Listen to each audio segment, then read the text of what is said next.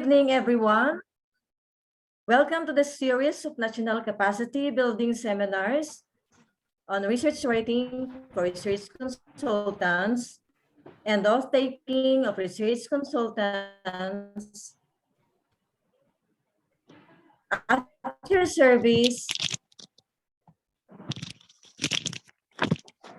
Minerva L. Duculan from Sudipen Vocational High School for greater heights, and to reach our destination, reach the crest and serendipity of things profound to fulfill greatness in our lives.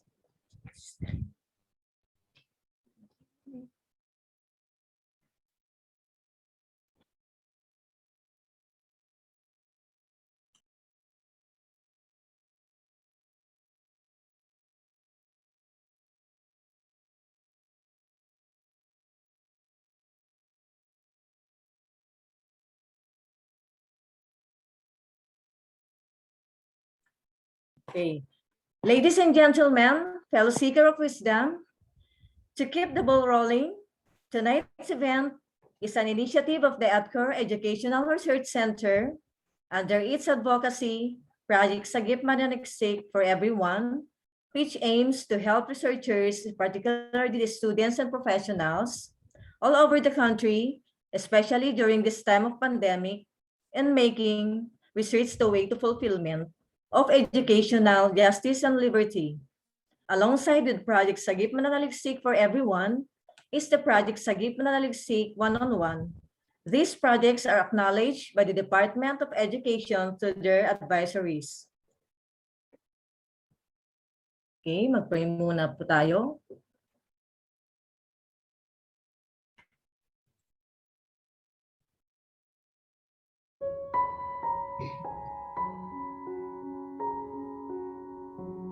Let us put ourselves in the presence of the Lord. Dear Father, thank you for everyone gathered here now. Thank you that you know each of us by name and have caused us to walk with you. We say that we are dependent on you and our trust in you completely as we surrender ourselves in adoration, welcome you amongst us today and celebrate the gift of life that you have lavished upon us. We ask that you would open our ears so that we may hear your voice, open our minds so that we may receive your eternal wisdom. Open our spirits so that we may know your leading and guidance, and open our hearts so that we may receive the wonderful love. Lord, thank you for the speakers and facilitators. We pray that you would give them great inspiration as they share with us what you have laid on their heart. We pray that you would fill them with courage and within your peace. We ask all this in the glorious name of Jesus. Amen.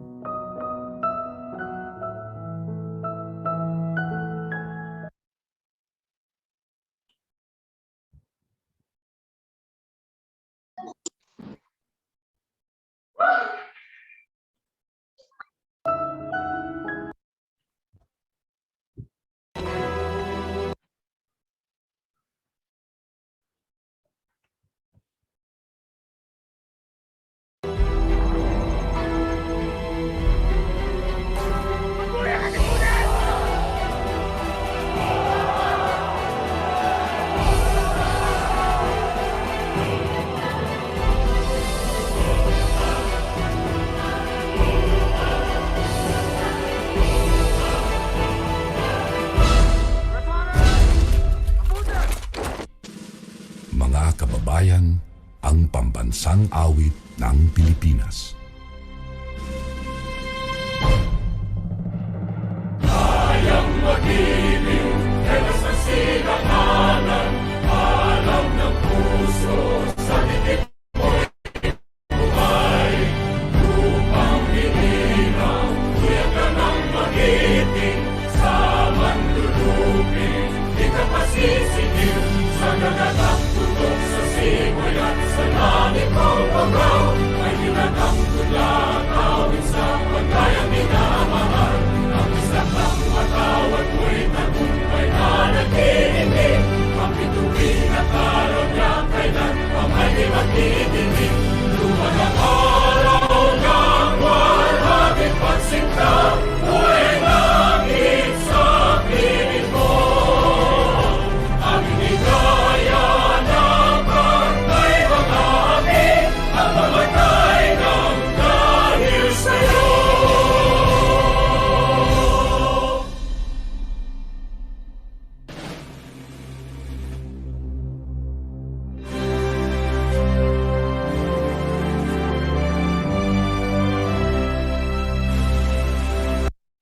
Okay, to give light to our dynamic and ever-hoping organizers, we welcome the overall project coordinators who spearheaded this event.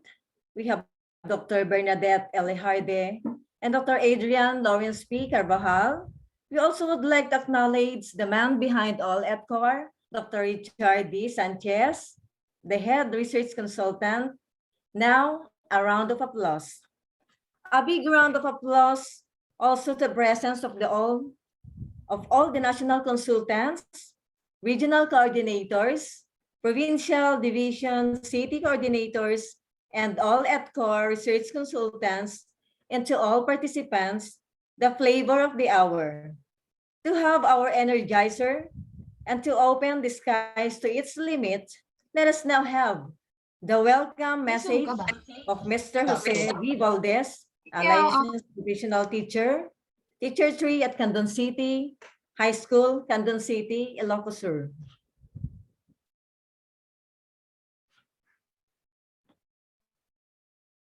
To our head consultant, Kuya Doc Richard Sanchez, to the project coordinators, national consultants, regional, provincial, and city coordinators all over the Philippines, to our resource speaker, to the members of the Team of Bembridges, to all the research consultants and others who are present in this platform, magandang buhay po sa inyong lahat.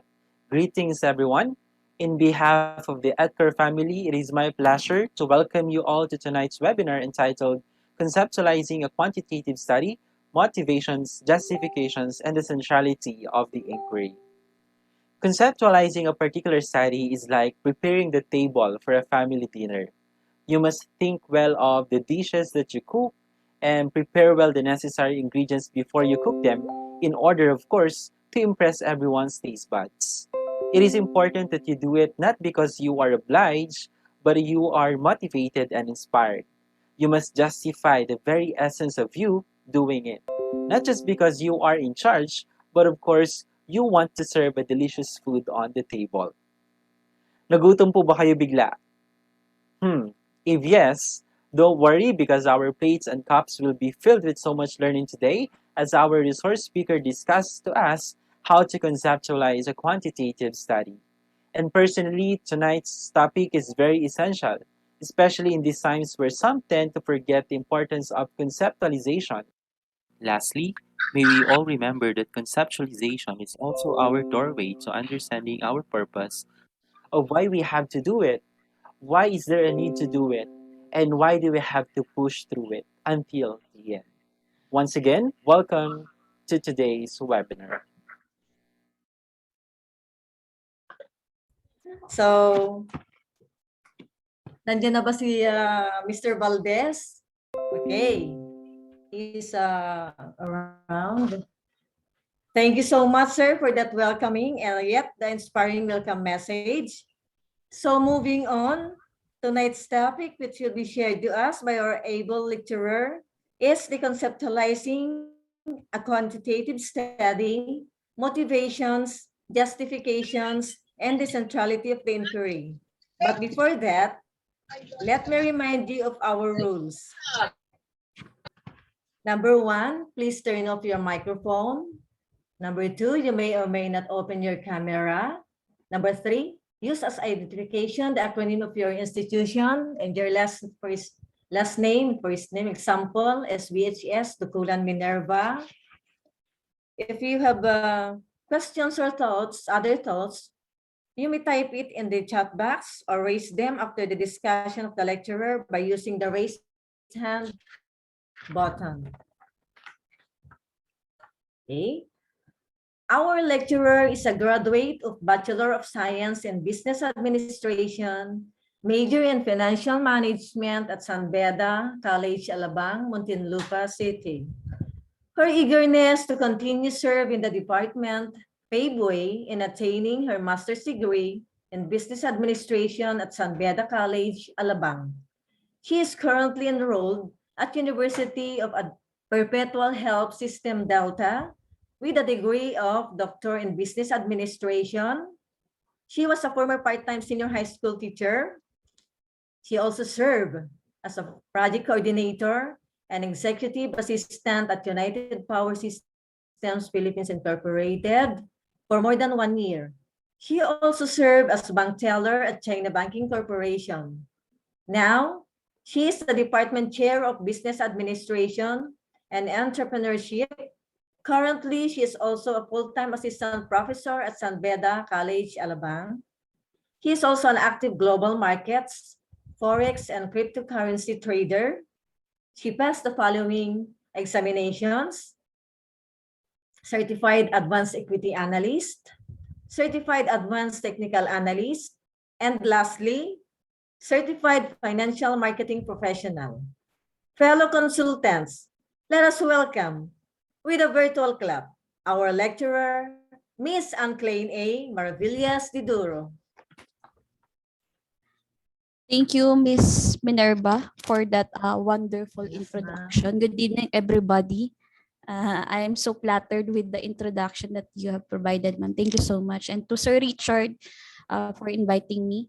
To the Sir, yung nag-opening, thank you so much for that welcoming remarks.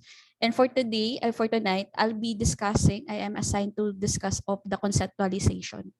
So this is very timely to all of us, especially in my situation, because I am now taking up my dissertation too.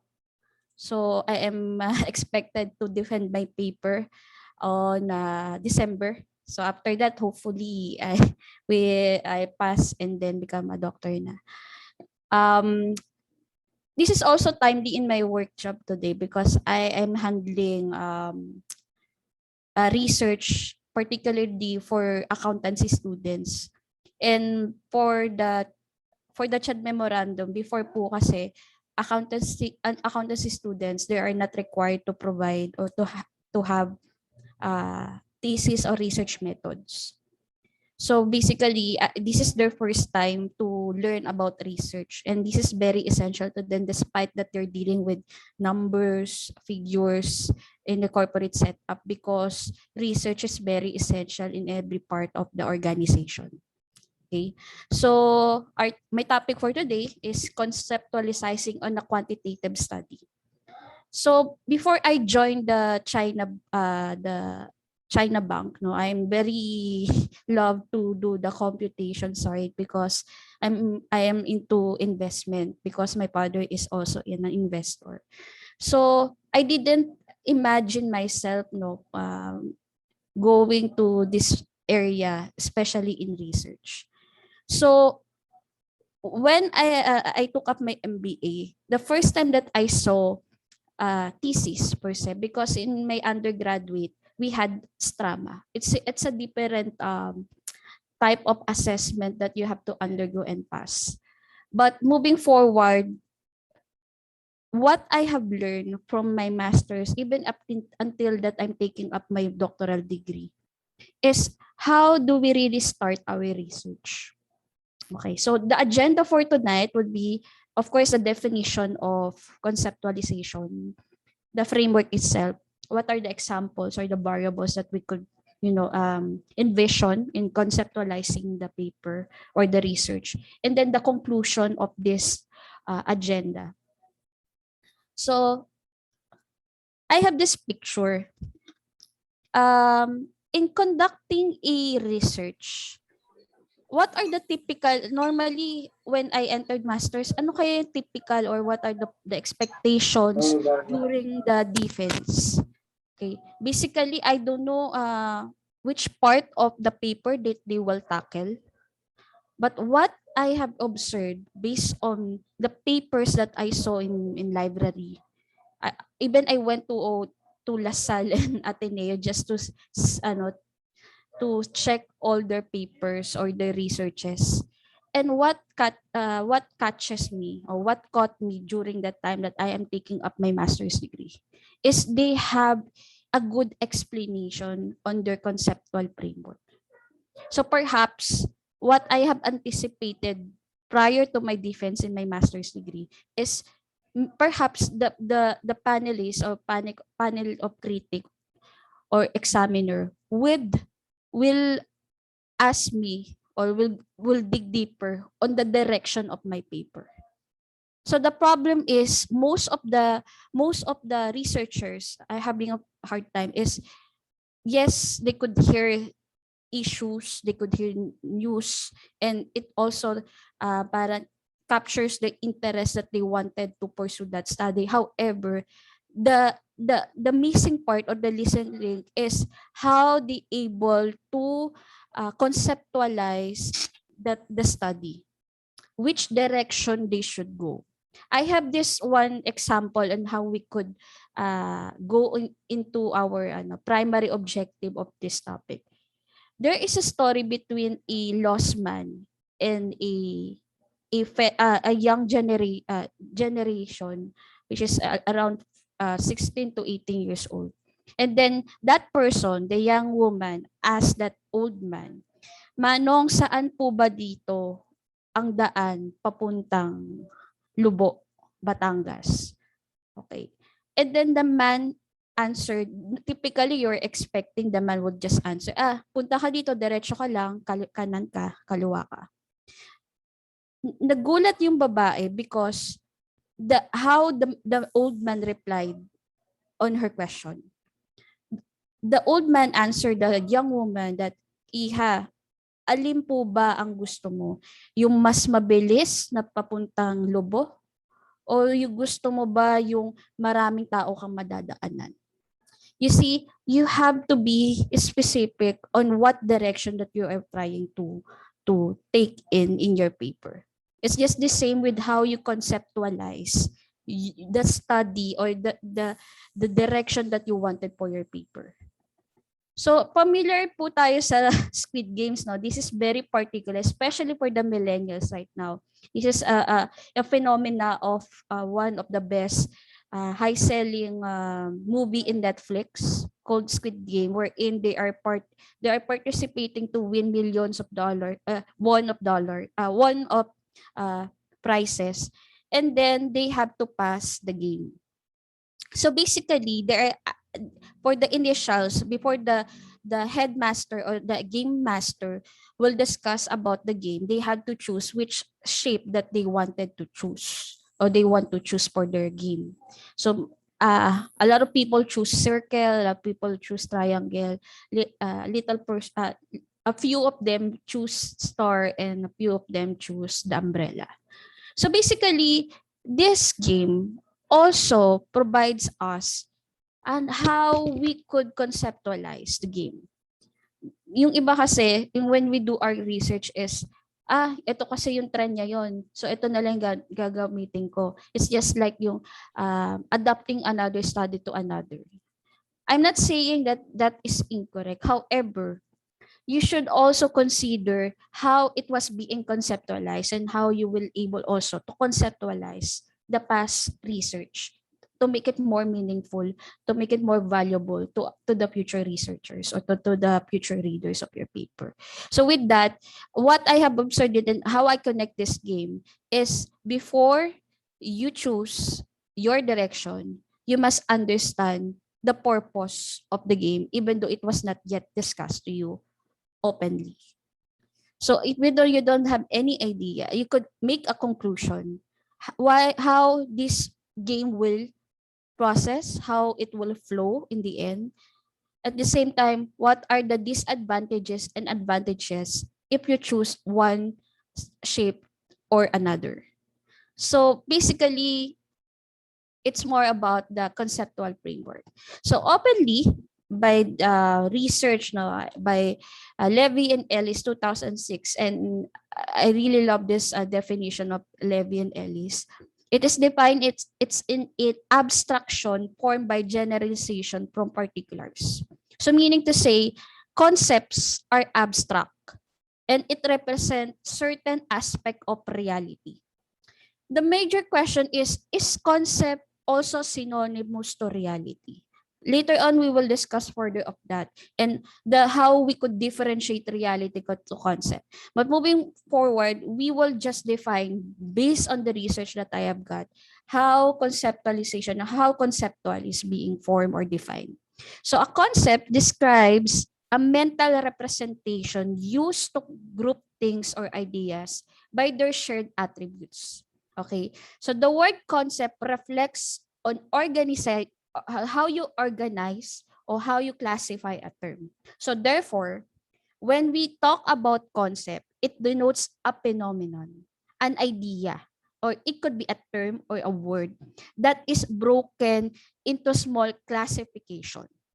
In research, the easiest way to identify the concepts is to use the tools questionnaires, showing how terms have been broken down. So if we are talking about concepts and variables, before I read the SOP, this is what I have learned throughout the years that I am conducting research. So basically, most of the panelists that I have observed is before they go to the SOPs or statement of the problem, or for the qualitative naman, they call it the statement of purpose. They go on the conceptualization. They go to the conceptual framework or research paradigm.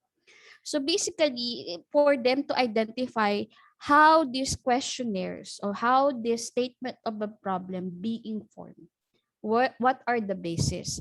But moving forward to the conceptualization, how does really a conceptualization being formed? So, okay.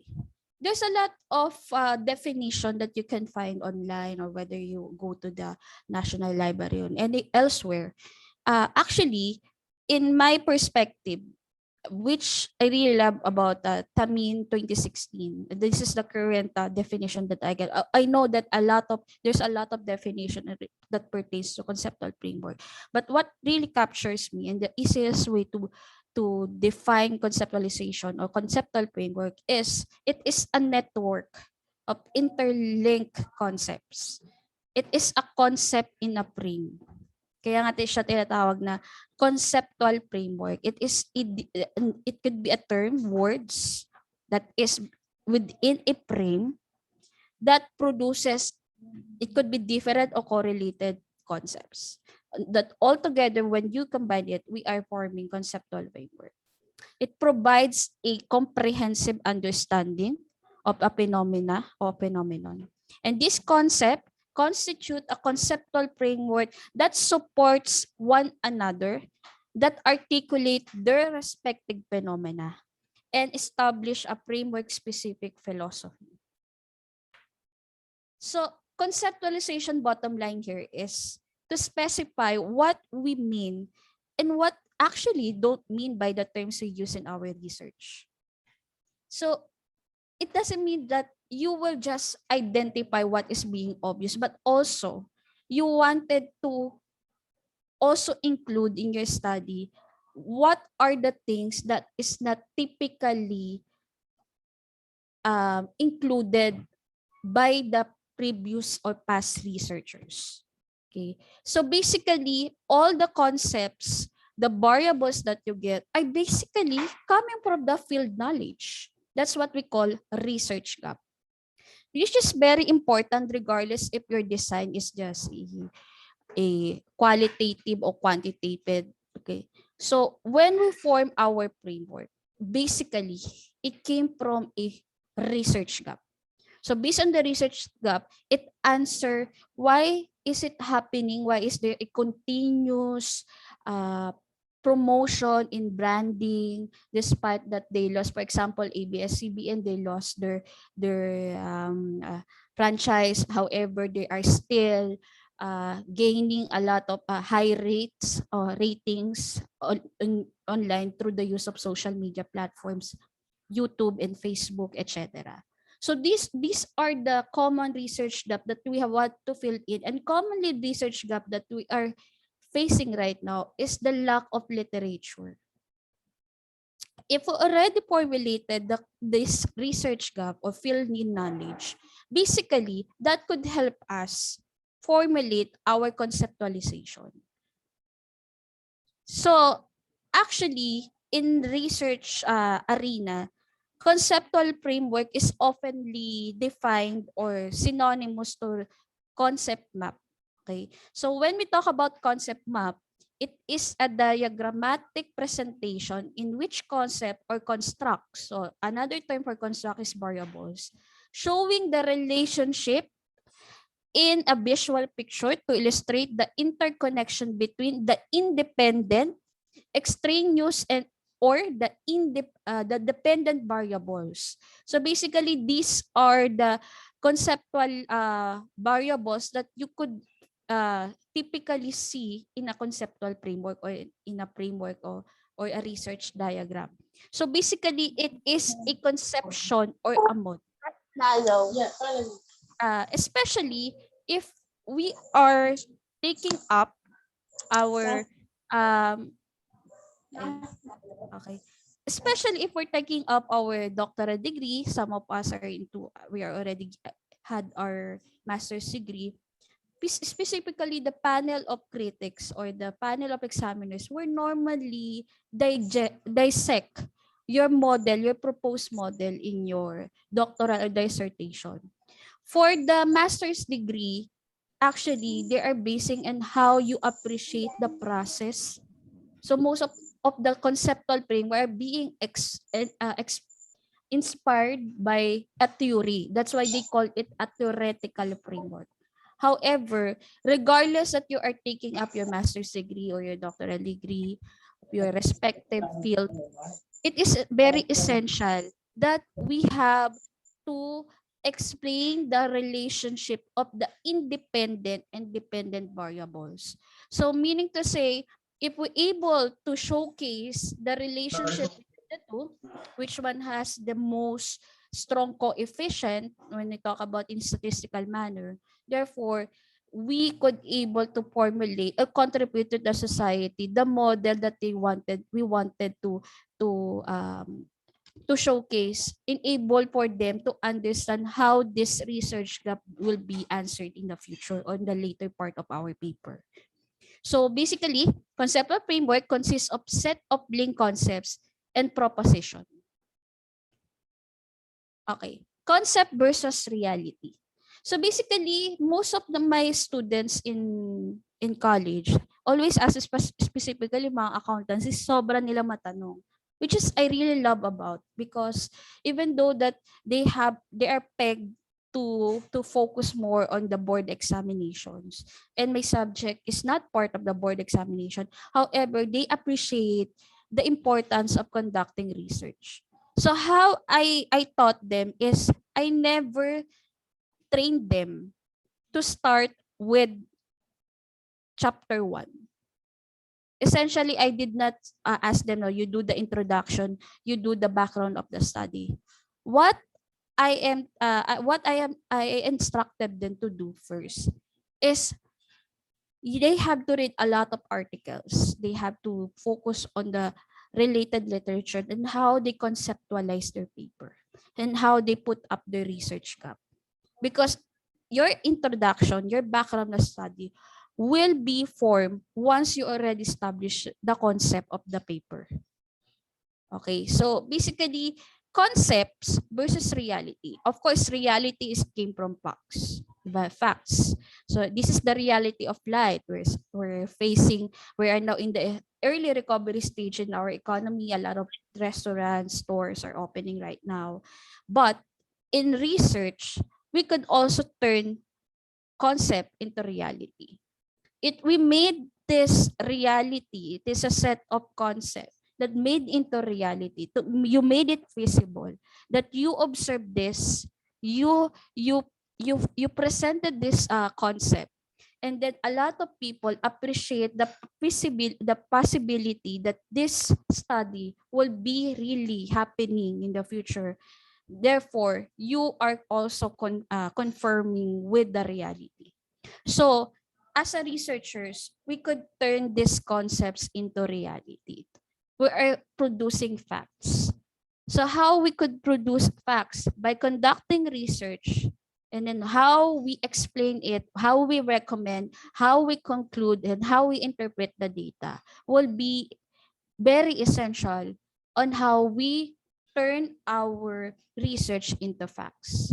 Kaya nga, when we do our research, mahalaga talaga na as much as possible, nagdo-doctor na ako, to be honest, I really need to study statistics.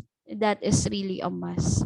Kasi it's really hard that you know how to do the citation referencing, which is really a basic need for someone who's taking up their further studies. However, when we have to go further studies, no, at least it doesn't mean you have to be expert, but at least you have to know how to interpret one, because it's really hard. It's far from reality.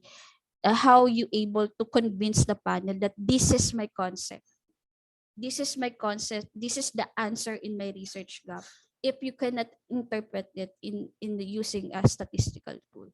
However, most of the study, of course, no, in doctoral, I think schools are also allowing qualitative research, but with qualitative research is also tedious because of how you dissect, 'di ba? How you codal yung mga codings ng mga teams, sub-teams, and why you are conducting a qualitative research.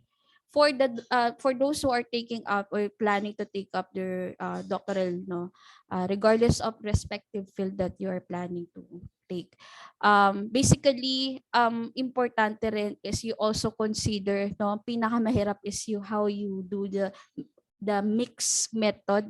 Like you have also quantitative, you also have qualitative. If you don't find any valid research or article that will supplement your quantitative research, you really have to do the qualitative kasi nga wala kang mahanap na questionnaires. If you're planning to adopt a question or a study, then you don't have any choice but you have to construct your own questionnaire just to proceed with the requirements of your dissertation. So luckily in my case naman, no, I'm purely quantitative kasi my study is all about cryptocurrency investment.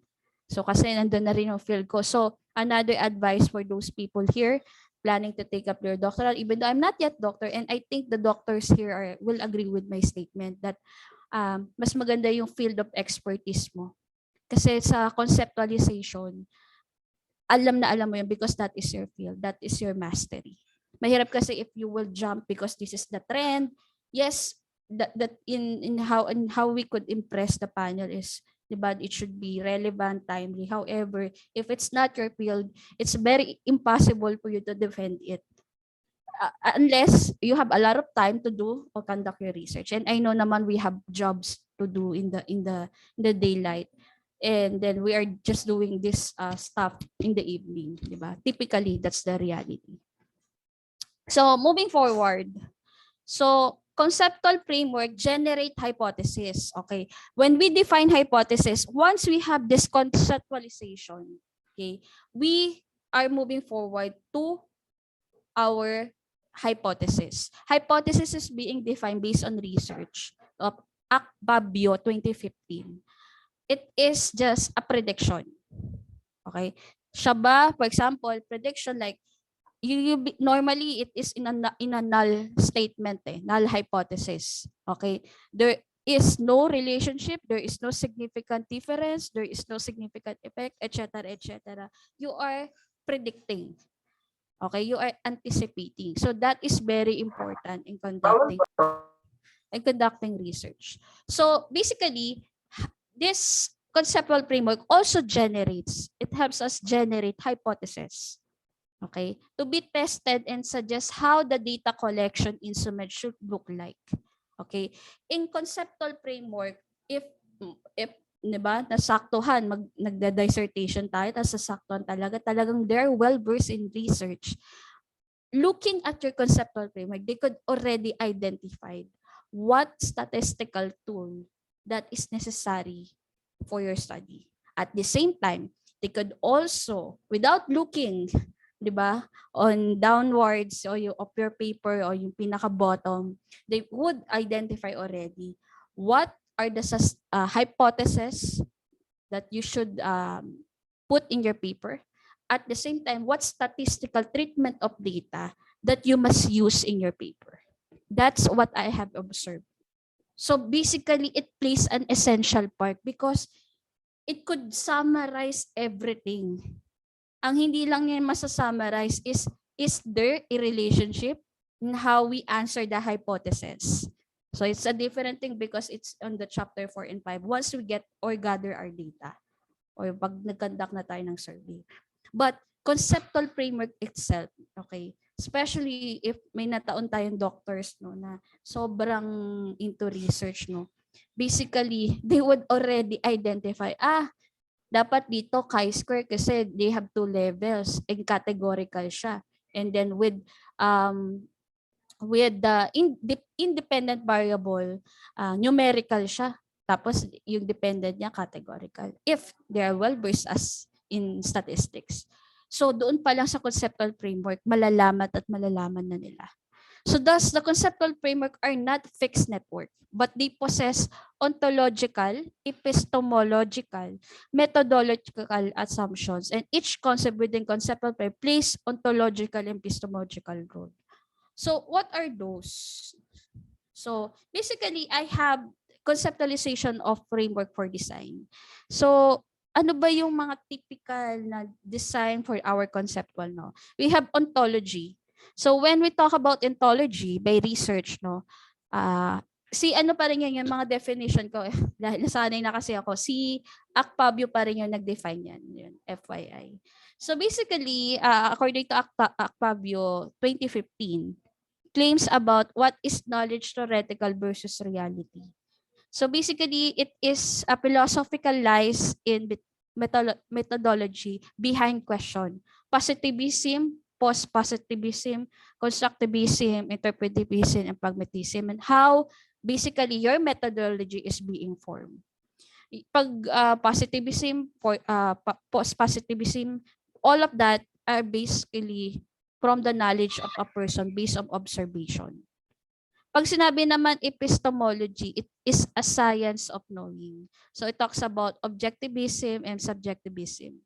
And when we talk about methodology, it is a science of finding. If we have experimental, survey, observation, and ethnography. So basically, hindi lang siya, yung concept mo, yung concept of framework mo, hindi lang siya isa. It could be a combination of ontology, methodology, and epistemology.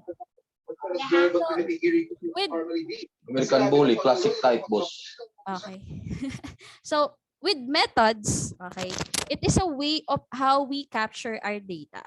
It is a questionnaire, it could be an interview focus group, especially if we are aiming for a mixed method like qualitative type of framework. So we also have a structural or structure, where in the flow in writing, you have the intro, literature review, methodology, analysis of data findings, and conclusion, which in structure, it is openly used in a quantitative research design or quantitative study, right? So the conceptual framework, general rule, according to what I have cited, the citation that I mentioned a while ago, basically, according to him, that conceptual framework should be drawn in logical manner, reflecting the kind of research or results that will be produced by the study. What are your expectations? Okay, what are your outcome? Typically, doon nahihirapan din yung estudyante ko eh. So, ito yung, for example, ang gusto nila makuha is how these ratios could be used as an essential for each businesses. Ang sinabi ko sa estudyante ko, ano ba yung nabasa mo sa research? Ano bang research gap ang nakuha mo? So basically, apart from looking what the variables that you want to form altogether, it's also important that before forming the independent variable, you must to know what are your expected outcome. Okay? So the dependent variable should also mean how you able to form it. So ang nakita nilang research that could be para interlink with the variables that they have made or they set based on the research or adapted study, it's all about tax compliance. So basically, that's their categorical or attribute data. So basically, that's their independent variable. So basically, it's also important, according to this man 2015, no, how the results will be produced and through what process. So once you already formulated the variables, the independent and dependent variable, later on I'll be showing to you some of examples on how we able to form our conceptual framework. Is the results can either be descriptive or inferential in nature. So when we talk about descriptive, we describe the variable. Typically, ito yung nakikita natin sa SOP natin. No? What is the demographic profile? O yun, question nga pala. Maganda nga bang ilagay lagi yung demographic profile? So, it depends, ma'am, sir. So, demographic is not necessarily talaga a statement of the problem. However, if it's necessary, if you'll be using moderating, later on I'll be discussing moderating mediator variables.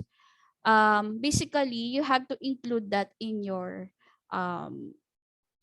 SOP. So, meron kasi, we have different orientation. I heard nga daw na may nagsabi sa akin na hindi na daw kailangan isama yung demographic profile sa sa SOP. Hindi naman mali yun na magsama ka ng demographic profile, not unless it is part of your questionnaire, it is part of your conceptual.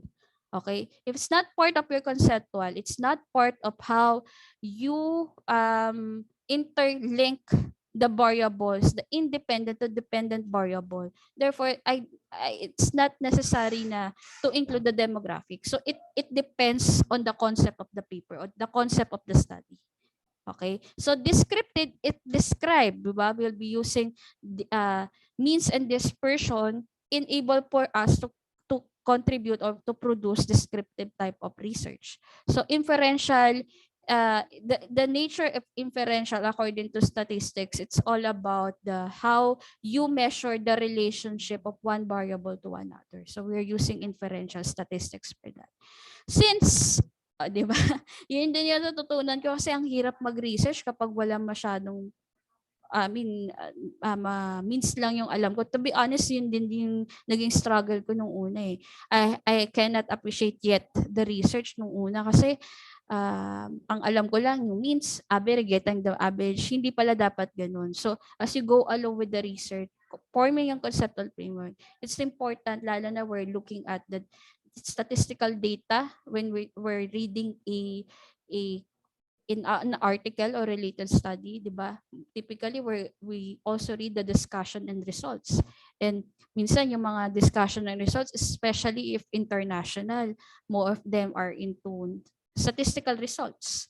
And then how they insert the citation based on the previous studies. So basically, it will be essential for us if we also know at least how we interpret this data, specifically within terms of statistical treatment of data or statistical results. So basically, since concepts and constructs are sometimes assigned values in social science research in order to carry out quantitative analysis, they become variables. So it is important, it's very important to understand or differentiate the variables that you will be included in conceptual framework. So what I also observed in forming our conceptual framework is dapat it should be undergo of series of testing.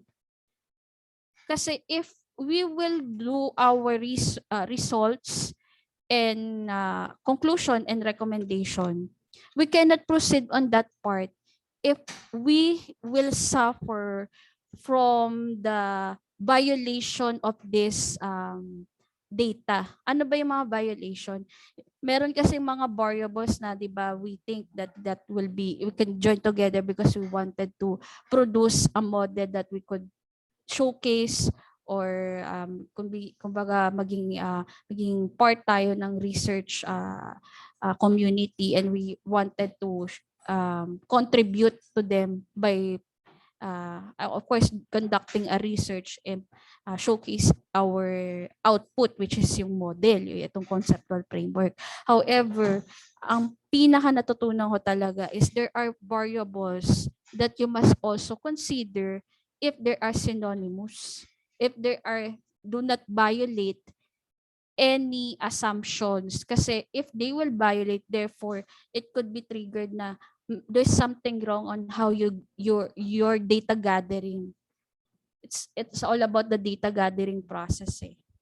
Synonymous siya na dapat it doesn't violate any statistical treatment of data or how this variables being conducted, how this questionnaire being formulated in the questionnaire. If we will face on that one, we will encounter those things. Therefore, the only resolution that we could do is to do again the survey. So, yun ang pinakamahirap. So, it's important then, pinaka-root cause nyo, it's not about, could be number one. The idea would be, it could be yung manipulation ng data. Syempre, hindi naman dapat yun, di ba? Dahil, of course, research should be accurate as much as possible. But, if we really did our best to do our data gathering, the problem would be how we conceptualize the variables. So, how we trace it back is, inayos nyo ba yung data gathering? If yes naman, okay, it's not the data gathering yung problema, but how you formulate the variables, how you formulate the questionnaires. Okay, so those are the things or essential things that we must consider when we are formulating our conceptual framework. Kaya nga ang importante talaga, lagi ko tinuturo sa mga estudyante ko is always read the articles and how we correlate with one another, how it was being conducted, at the same time where it is being inspired. Ano yung research gap na na-formulate niya and how is it is relevant or connected with your study to the present study. Right? So, moving forward. Okay. There are 4 types of triangulation in quantitative. We have measures, okay? We have observes, we have theory, and we also have methods or mixed methods. Basically, of course, in qualitative, what I have saw then on yung previous speaker, no, it's important that how was your study triangulates, diba? How it was being validated. Basically, triangulation is how does triangulation help effectively work in the class, how you validate that there is really a significance or there's really not a significance. So basically, the participation of the participants in the study, at the same time the experts comments on the questionnaires. So those are the essential things that you must have enable for you to have these triangulations. Triangle siya. O ganyan. Yan. So in process of conceptualization, no. So basically, we define, we are on the problem itself. Yeah, we are in the process of conceptualizing the things that we wanted to do in our study, or what direction that we wanted based on the field knowledge, diba? Especially if you are conducting a quantitative one. So once we already fill in, okay, what are the research gap? Therefore, we defined, okay, what are the things could be essential or connected with that particular research gap. So we define those variables. And then we select the indicator and how we could do it, basically, how the indicator selections for the respondents.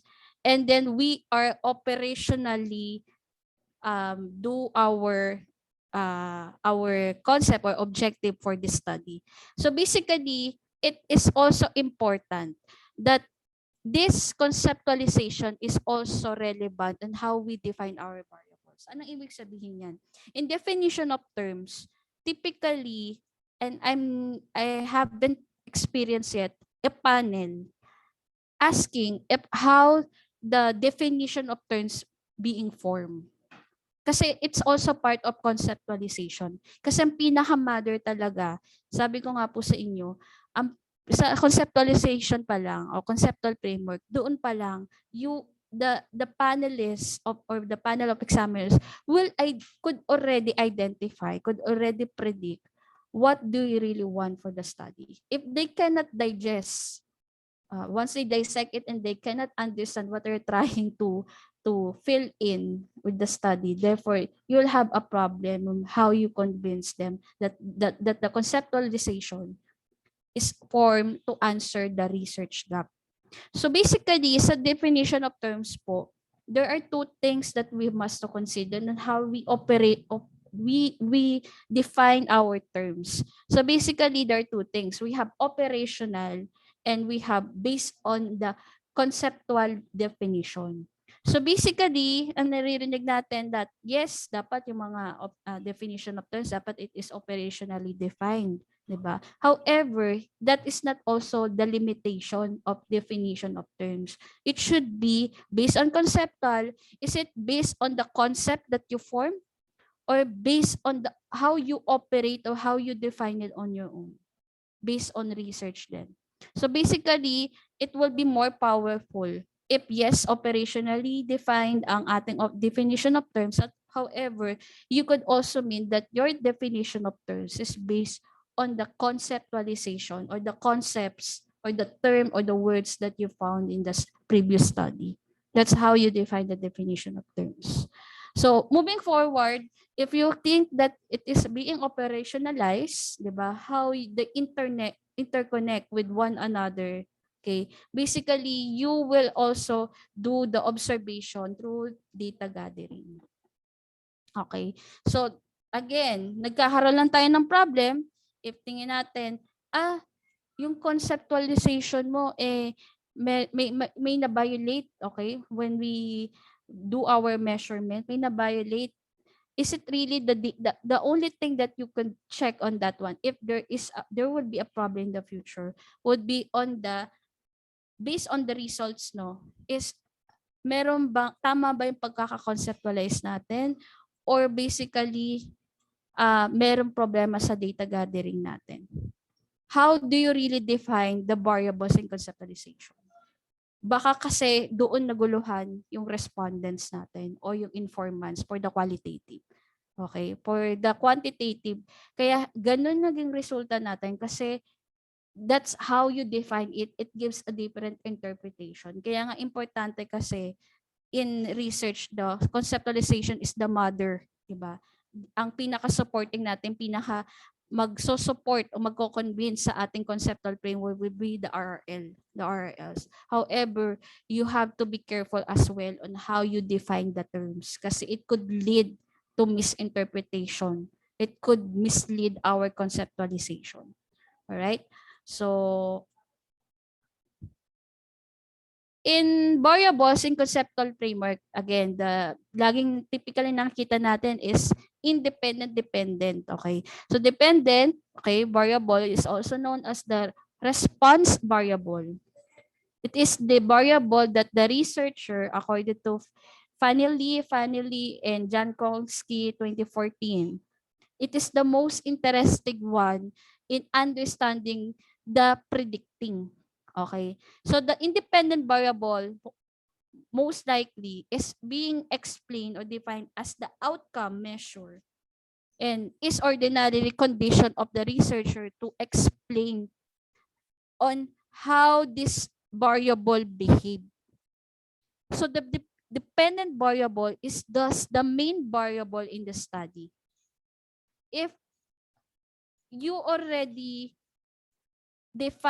have your IB, your independent variable, enable for us or the panel of reactors or panel of examiners, enable for them to be convinced.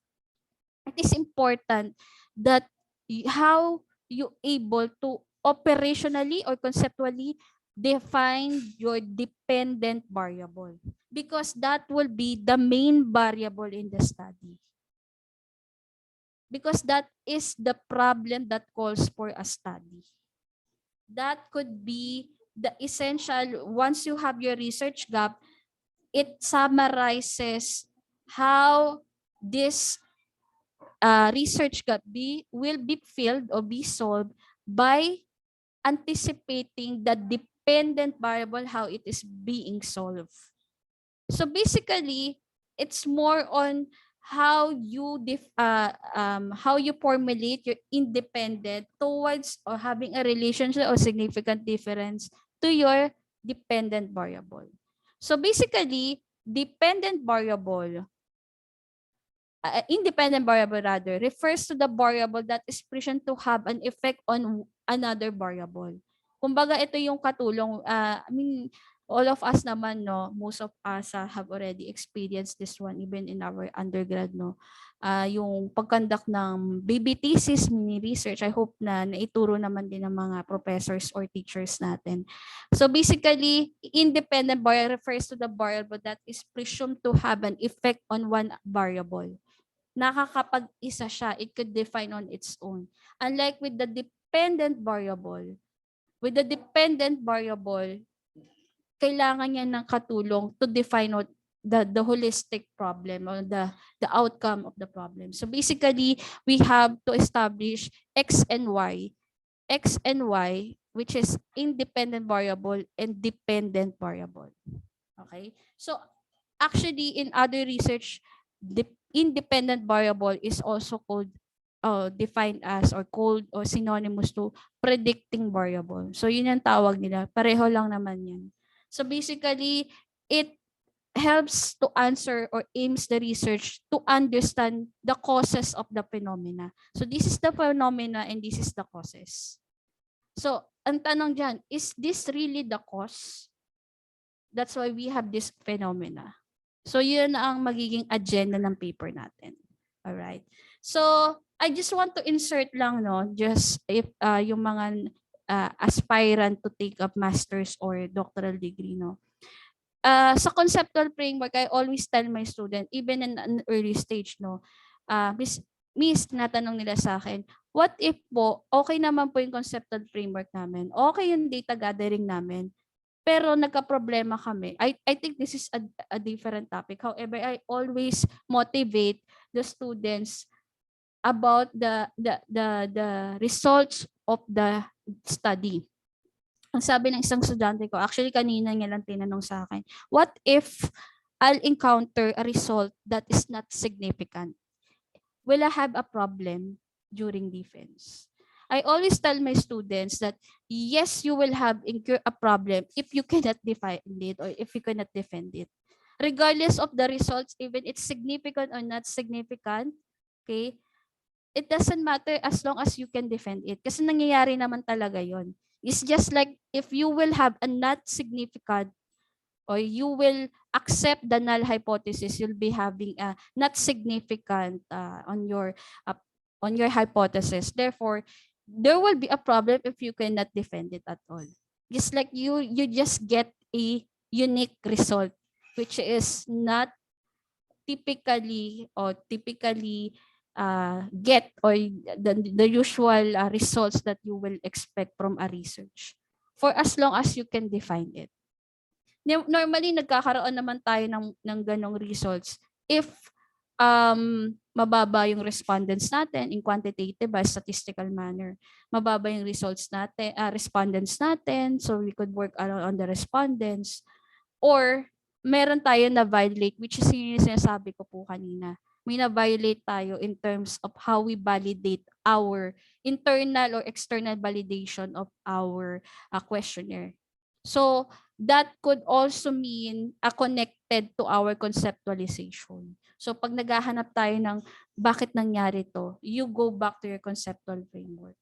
Okay, you go back on how you operational define the definition method. So it is vertically integrated. Lahat ng mga format or yung mga requirements sa research, I always explain to them, to our young generation, yung mga tinuturuan ko, it always be a chain.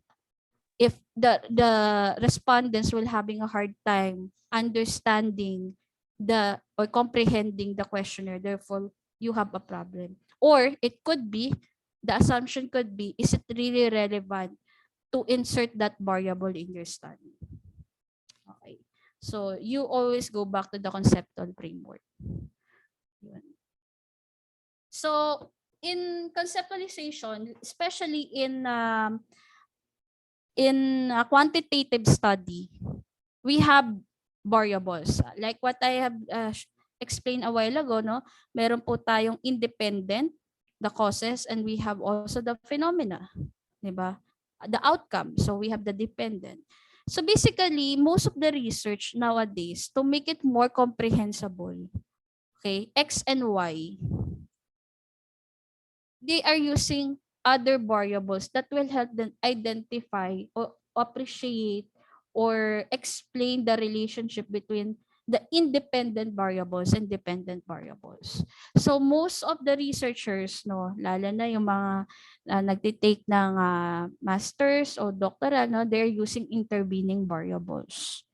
Pero depende po iyon. Hindi naman kailangan na, nakita ko dito sa iba, narinig ko sa iba, gumagamit sila ng intervening. So mag-intervening na ako. Maling konsepto po yun. So always based on how was being conducted from previous research. It's always based on research. Okay, so this is how you formulate your conceptual framework. If you see a study that does not include any variables, so you may opt to consider including either mediating or moderating or extraneous or control variables. So very quick lang ang example ito para lang din baka ma-consider ninyo sa study ninyo in the future when you take up a further studies. So we go first to the mediating variable. So mediating variables is also known as the intermediate or intervening variable. So typically sa mga study, ang itsura niya is ito, IB. Tapos meron tayong connecting dependent variable. Tapos dito ay tawag dito, meron tayong intervening, yan. Another term for intervening variable is mediating variable. Okay? So meron tayong, it is also known as intermediate variable. Okay? So basically, this variable also help the researchers, no, to simply explain the variables that occurs as a result of the independent according to McKinnon and Duculan 2011. So meaning to say, alin ba yung mas malakas? Yung may relationship si independent towards dependent, or kung i-insertan natin ng mediating? Mas malakas ba ang coefficient beta niya kapag ito lang yung kinonsider natin? If there is a significant relationship between this IB and DB, or if they are grouped according to this job satisfaction mentioned. So we are considering this as mediating that helps to establish which one has a stronger relationship or coefficient beta. So meaning this mediating, it should be in formulating our conceptual framework, apart from directly describing the relationship of independent and dependent variable, mediating variable should have a relationship first in the independent, and then this mediating has the relationship to dependent variable. So itong independent, it has a relationship to the mediating. However, this mediating has a relationship to the dependent. So parang it could be this one, no? Parang ganito siya ginawa. This is your IB. Okay, this is your mediating, and this is your DB or dependent variable. So may box dyan. Yan. So pwedeng ito, didiretso mo sa dependent variable. Tapos etong IB, diretso mo ng ganyan. Pero etong IB, meron siyang relationship dito. So pwede yung ganyan yung structure niya. Triangulation. Alright?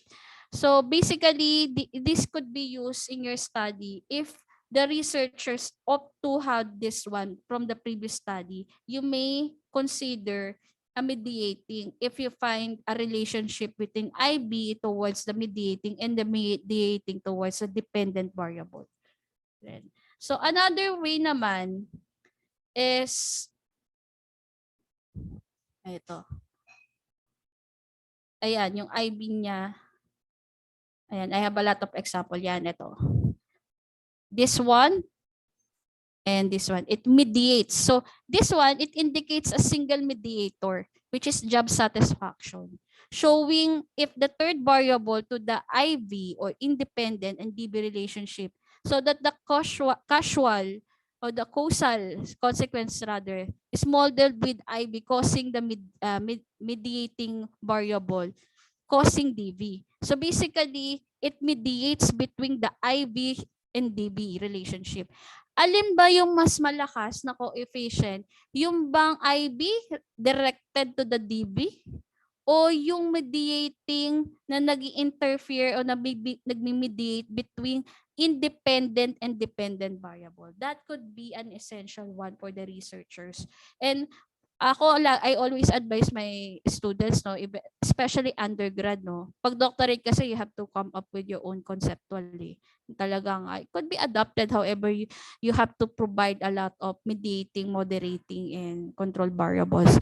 For the undergrad students, if you're teaching research in senior high school, it's important that you always advise your student to consider adaptation of study. Kasi para continuous pa rin yung pag-improve ng previous study kaysa naman yung gagawa sila ng sarili nila. Though hindi naman siya masama, pero the struggle is very deep, very real, especially if we're dealing with time constraints. Okay, so yung mga accountancy students ko, most of them, I just encourage them, since I am the moderator of thesis, na they should have adopted na lang a study and think if there is a necessity of inclusion of mediating or moderating variables. That will help also the future researcher to consider if this mediating has a stronger relationship over those past research that just explaining the relationship between X and Y, o yung relasyon na ng independent at dependent variable. So we also have moderating variables.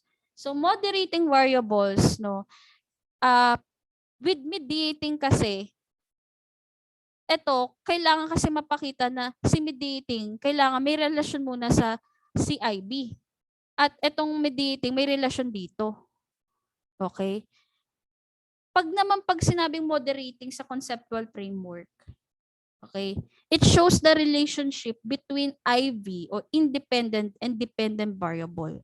And there is a third factor called moderating variable factor.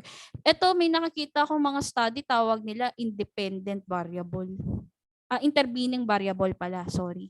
Hindi yan, pag ganito yung itsura niya, may box dito, ito yung IB, ito na, tapos DB, may relationship ba sa dependent variable, yun yung inaalam natin. Tapos may naka-insert dito na arrow. Hindi po intervening variable yun kasi ang intervening is mediating variable o intermediate variable.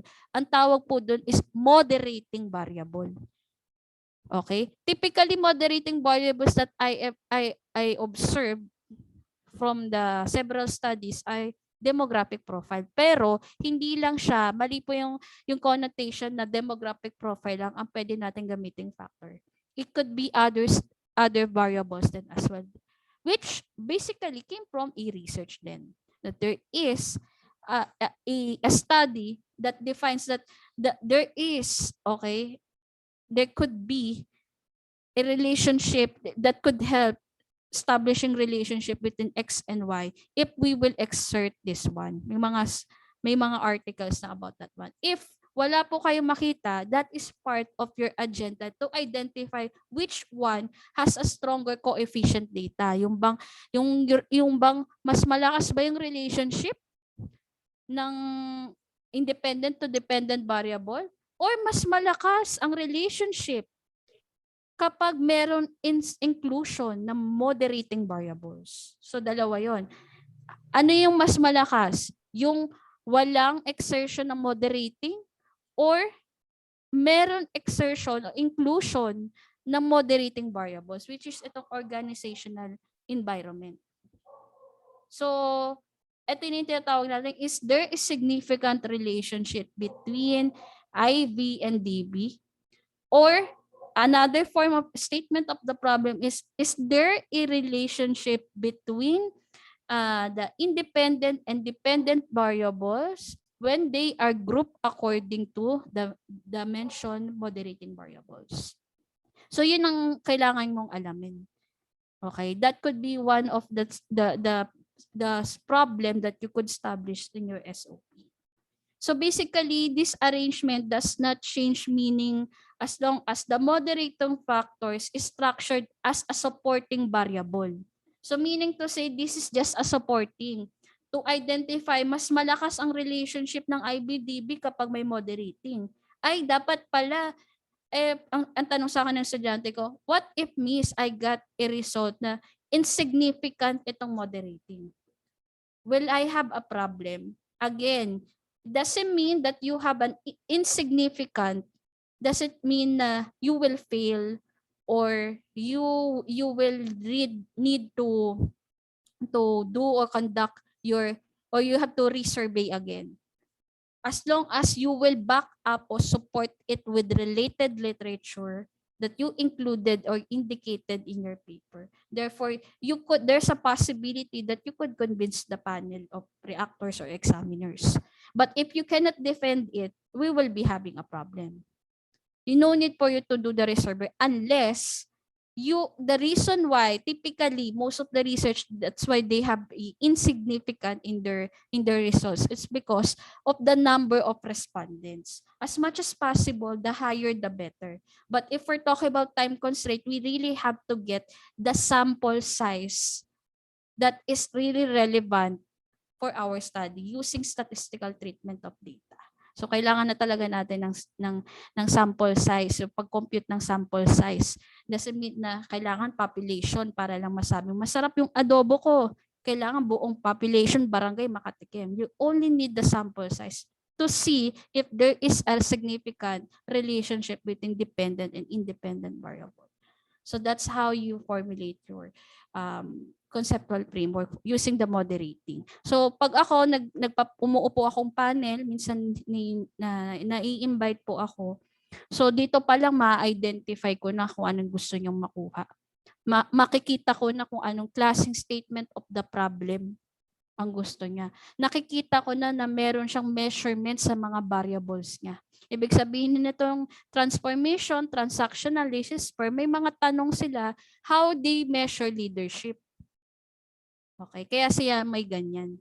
Kasi dapat lahat naman talaga may measurement eh. Even the dependent variable. Nakita ko kasi sa ibang study, without demeaning, without mentioning anything, na-observe ko lang na dapat tinuturo din sa estudyante natin how also to measure dependent variable. Kasi paano mo mapapakita yung relationship ng independent sa dependent variable if we don't have any measurement at all. Okay? So of course, with the moderating, we also have to establish the factors. So again, the difference of mediating, yung mediating, kailangan meron siyang relationship, yung independent sa mediating, and then the mediating towards the dependent. Hindi katulad nitong moderating variables, it plays just a supporting variable. If there is a stronger relationship or coefficient beta between independent variables and dependent variables.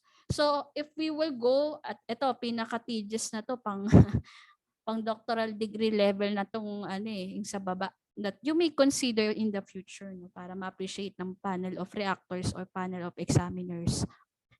If this one, yung pag-insert ng mediating and moderating. So dito, pinapakita niya, yes, may relationship ako towards sa mediating. However, there's also an inclusion of mas malakas ba ang relationship ng independent sa mediating kung meron siyang supporting variable o talagang kailangan direkto lang. Yun ang iaalam natin. So kahit na hindi pa natin nakikita yung questionnaire, we could already identify what would be the problem right? Based of of course, research gap talaga yung pinakauna dito, how we formulate the conceptual framework. Okay, so we also have, apart from mediating and moderating variables, we also have the control variables. So basically, control variables is very essential as well this is, pag sinabi kasing control, we don't have any, that is necessary for the study. So meaning to say, control variables is defined as this one. This one. Yan. So we have moderating, 'di ba? May yung bang mediating malakas yung relationship towards dependent, okay?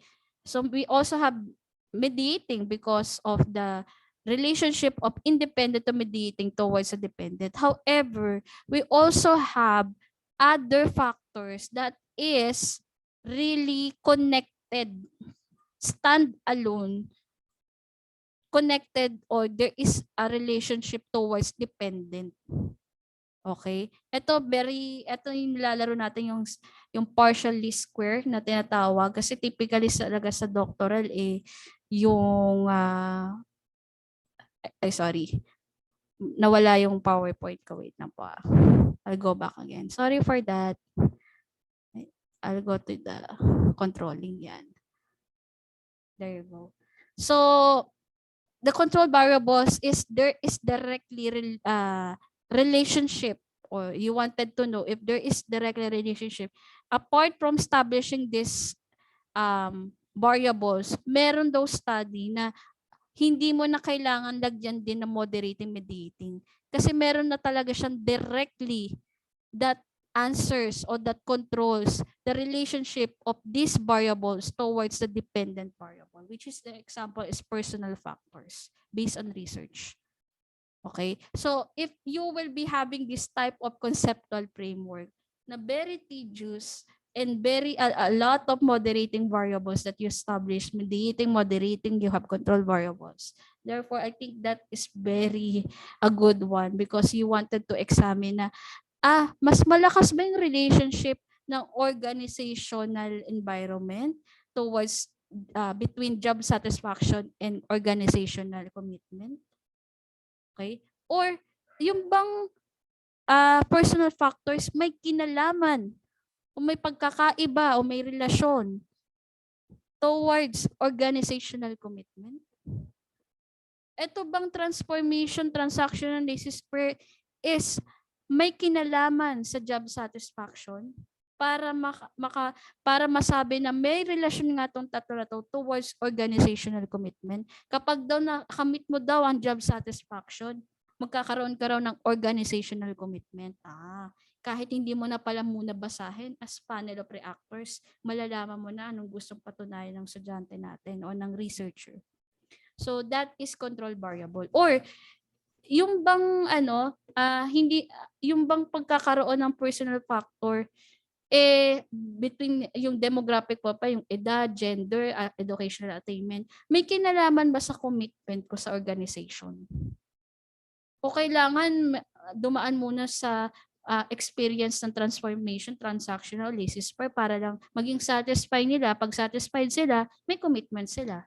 O kailangan nababase yan sa edad, sa personality. So, looking at the conceptual framework, you could already identify what they are trying to resolve in the study, what they are trying to study in the in this part in their paper. So basically, it's more on how you understand it, on how it was being conceptualized. So this would be the my parang cheat sheet on how you formulate your statement of the problem. Kapag what, okay, surveys, typically quantitative, dapat yung research question mo should start with the question what. Pag why naman, it's not a thesis or dissertation because it is a case study. However, you could identify, since you're looking for different related studies, you could consider that based on the related literature, you consider, of course, hindi naman kailangan dissertation lang, di ba? Or research lang. You could also consider case study na kinonduct din ng researcher. So you also have grounded theory or action research. So typically these are the consideration for your related literature. Hindi lang siya isolated na kailangan nag-conduct yung study na to ng survey lang. You may also consider as backup supporting literature yung case study, grounded theory, tsaka action research for the paper if you think that is interlinked with your topic, no, with your agenda. So the key takeaways for the conceptualization, no, is conceptualization. What are the motivations? What are the expectations for the conceptualization? It actually starts with the researcher. If you will ask me if what is the major key takeaway and how we motivate, how we formulate our conceptualization, and what is the central inquiry of this topic, it always starts down with the researcher. For the qualitative, also included there for the qualitative, even though it's my topic's all about quantitative, no. It also has how you work, how you define, and how you communicate with the participants. Sabi nila kapag online ka, nag-research ka daw or nag-research ka raw, tapos online ka kasi mas mahirap na ng face to face. Actually, mahirap din na mag-conduct ng research through online. Kasi number one, the time, of course, the people that you're talking with, not compared with the face to face, no? Kasi you could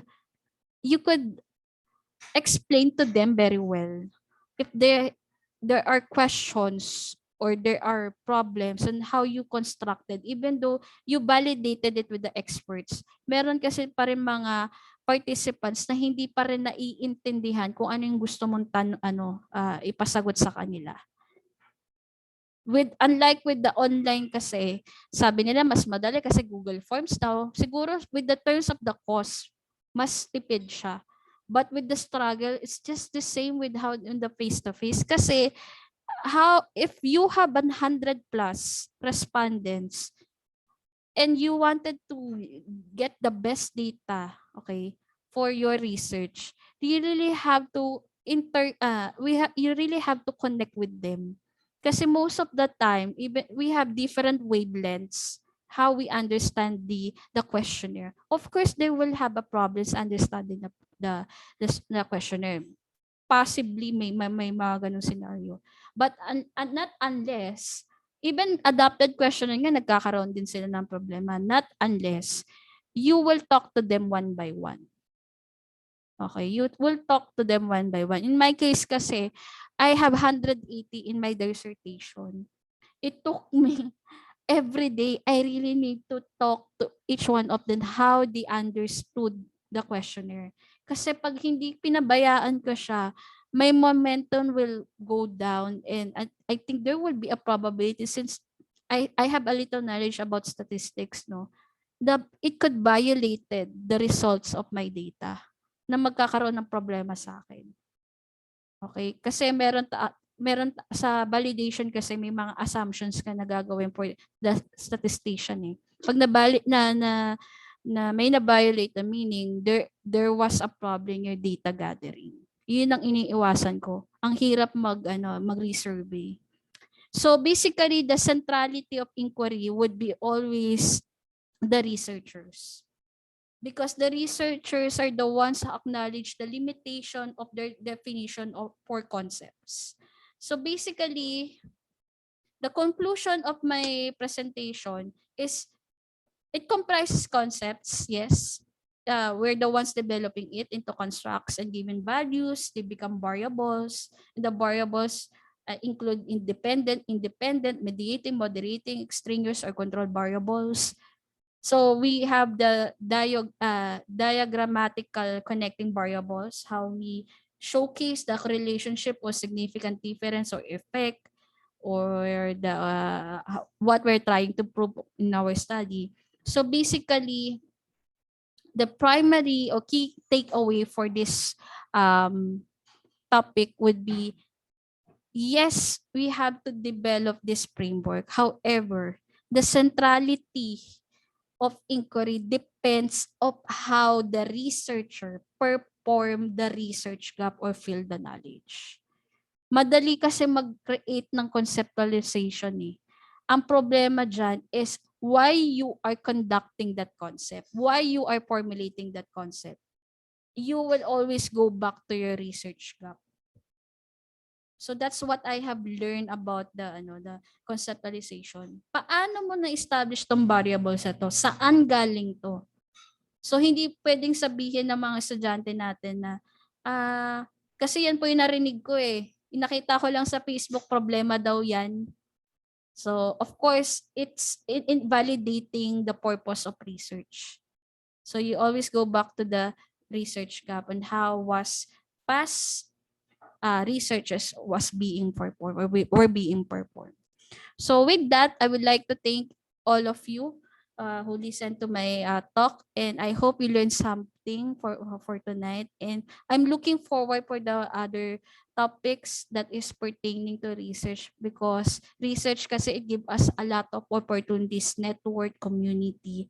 And I'm very thankful to be part of the ETCOR community, because it also gives me an opportunity to share what I have learned, at the same time to connect with other people, and at the same time work with other people in the future, just in case we'll be having a research team or a research agenda that sharing the same purpose or objective. Thank you so much po, and I'm open now for the Q&A po. Thank you.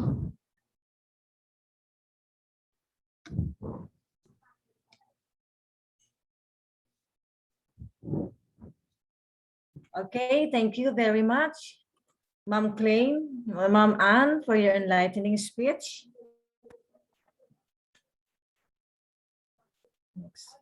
Before we proceed with the question and answer, we shall be having the off-taking of newly appointed research consultant.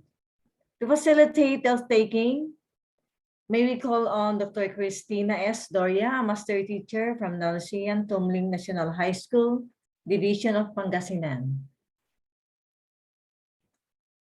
Okay. Good evening, everyone. Am I loud and clear po? Naririnig po, ma'am? Yes, ma'am. Okay.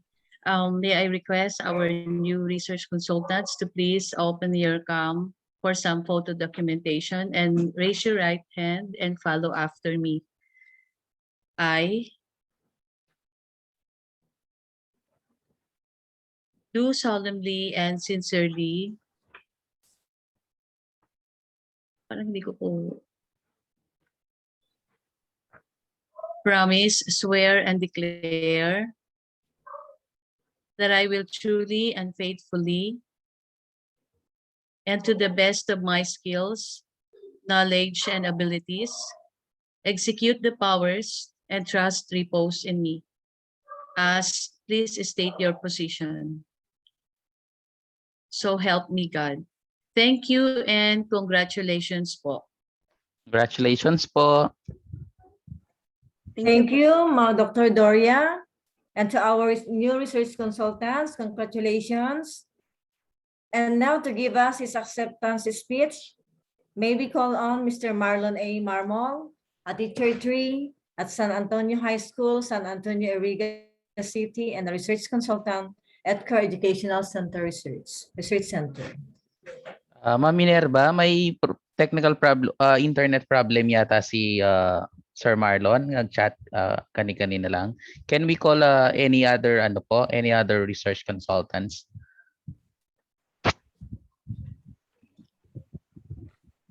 Okay, sino po yung available diyan sa new research consultant? Si Ma'am Joyna Rose po nandyan sa meeting. Ma'am Joyna Rose, can you give a short acceptance speech as one of the new research consultants of ETCOR? Thank you po.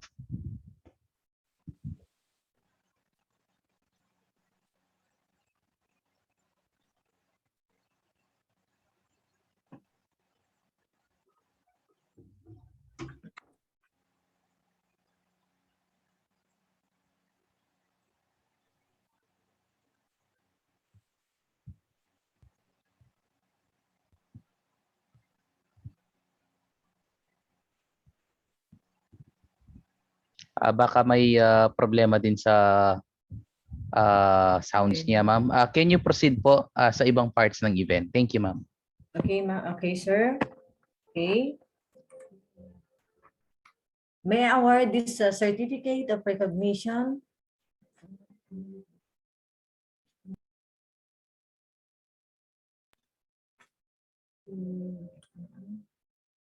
Okay, may award the certificate of recognition to Miss Klaine A. Maravillas-Diduro, a research consultant at ETCOR Educational Research Center for her invaluable time and expertise as a resource speaker in the series of national capacity building seminars on research writing for research consultants of ETCOR Educational Research Center held from October 20, October 20, 2021 until March 2, 2022. Dr. Ian R. Linares, RPN, National Deputy Consultant for Research, Publications, and Trainings, signed by Dr. A.C. Lagman, DIT, PRIIT, Dr. Current, National Consultant for Research, Publications, and Trainings, and signed by Dr. Richard D. Sanchez, licensed professional teacher and our head research consultant. Excellent. Okay.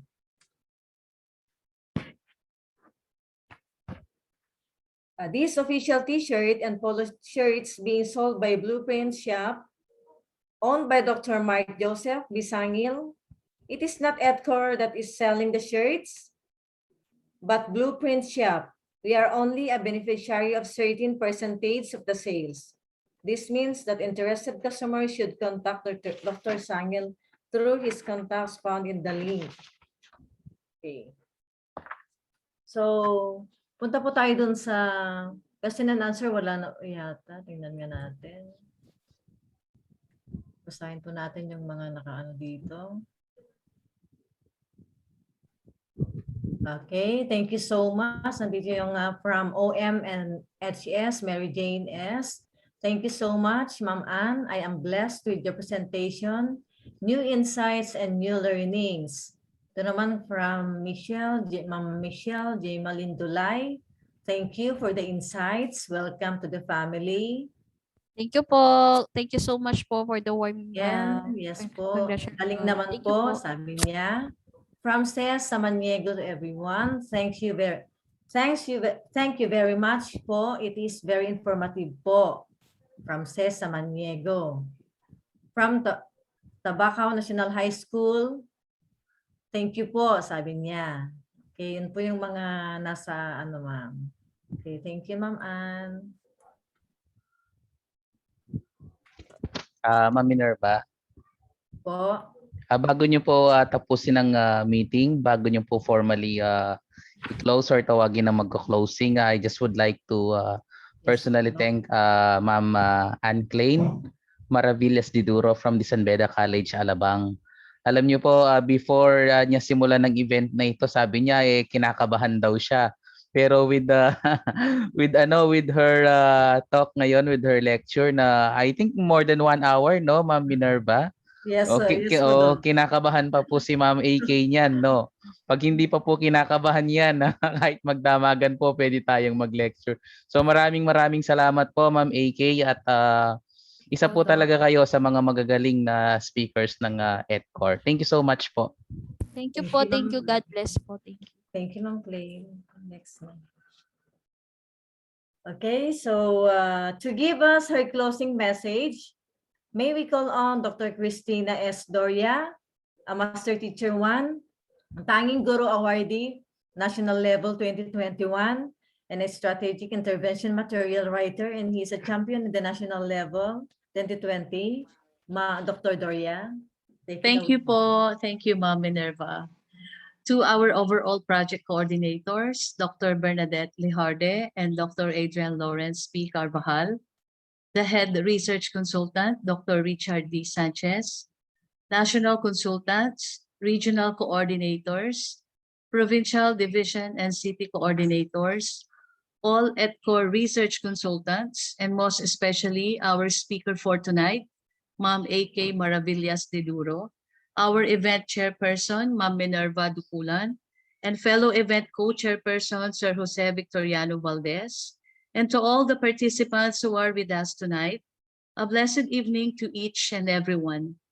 With the predominantly complete and powerful discussion that we heard from our speaker tonight, we were enlightened with the knowledge on conceptualizing a quantitative study, motivations, justifications, and the centrality of the inquiry. I am now officially closing our event with optimism as we face challenges for the days ahead. Always remember that despite these trying times, our goal is to produce a sound, informative, spontaneous, clear, and relevant research papers. It helps us develop our critical thinking skills and gives us knowledge that we can apply in our daily lives.